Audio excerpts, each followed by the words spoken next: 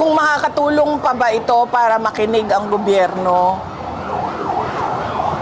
Sana, yan ang dasal natin lahat, 'di ba? Dahil ayaw natin ng kaguluhan, tsaka ayaw natin yung mga tao pumupunta sa lansangan dahil naaabala sila at naaabala yung mga hindi sumasali. Pero siguro ito na talaga yung paraan para ba marinig nila dahil malamang siguro pag isang boses lang tulad ko, boses ko lang, sasabihin lang nila, ay hindi, politika lang yan.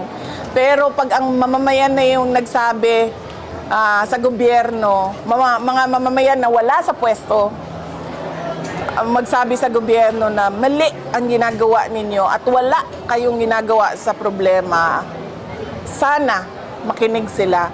Ang tanong na lang dyan, ma'am, alam ba nila kung ano yung dapat nilang gawin? Babalik na naman tayo doon sa kapasidad ng kanilang pag-iisip.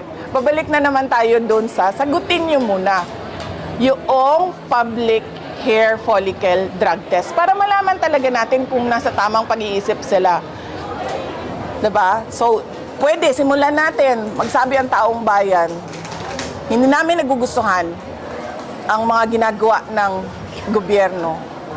Tingnan natin, pag hindi pa maayos yung sagot dyan, meron na talagang dapat siyang gawin. Sagutin niya yung drug allegations sa kanya.